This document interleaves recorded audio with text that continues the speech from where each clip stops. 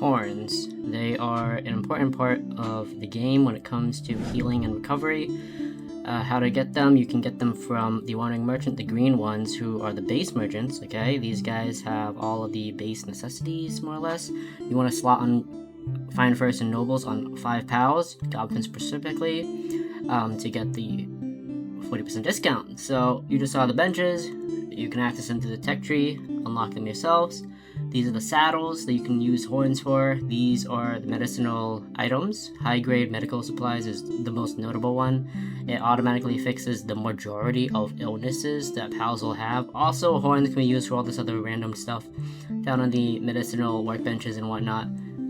Just a little pointer, put the medicine rack found in the infrastructure nearby so that pals will transport medicine to this specific rack. Now, we're going to get into the pals shortly that drop it in the locations for anyone who wonders, but before that, if you're going to be crafting it yourself, you want to get medicine production on a work suitability pal, preferably the Prunelia, or obviously Bella Noir.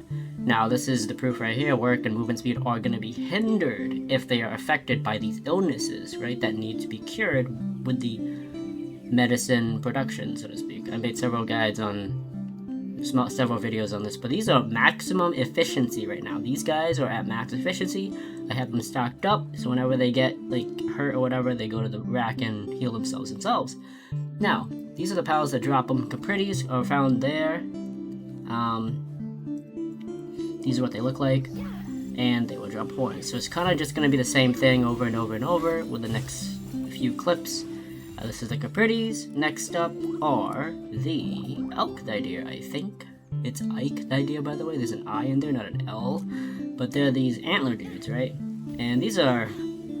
I like these a lot because they drop food that gives you 20% attack. And it's very cost efficient. You don't have to do anything really. Same thing with the other 25% attack booster, but still. This is the Elk-Thideer Terra. These are just the ground forms of it. It's kind of interesting, but they don't really have much of a purpose whatsoever except for dropping horns. Now these are the Incinerams. There are 2 locations. Actually, there's more than that, but this is the most notable one that lots of new players skip over. It's the one where you get a free one, technically, if you can capture it. And then this is where the higher level variants are, Fisherman Point. These guys are in the level 30, so they are a bit tough to take down when you're low level starting out. Incineram Noct. This is the nocturnal version of it. They are found in the Wildlife Sanctuary number 2. Okay, these guys, it's a swarm fiesta over there, so be careful. I was getting hurt there, and I'm endgame.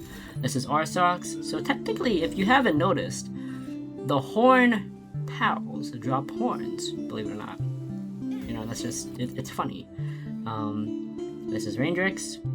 Well, we just talked about Arsox and Univolt. I just want to cover that real quick. These are the Rangrex. They are also horn creatures. It's in the winter, so you really don't need you really shouldn't even have to be over here, but I just want to point out the way you can get all these guys in the most notable locations. I'm not going to include all of the locations because the other location for this is Wildlife Sanctuary number 3, and that's all the way in the corner. You don't want to do that. So once you get to level 54, you can access the PAL disassembler, I don't know what it's called. Yeah, right there. Conveyor belt. Yeah, and so you can have a large line of them and just butcher them. Automatically butcher them, and look at all this loot. You get twice the amount, but you know, nothing compares to buying it. The one whole trip cost me 100, or gave me 200 horns versus 1,000.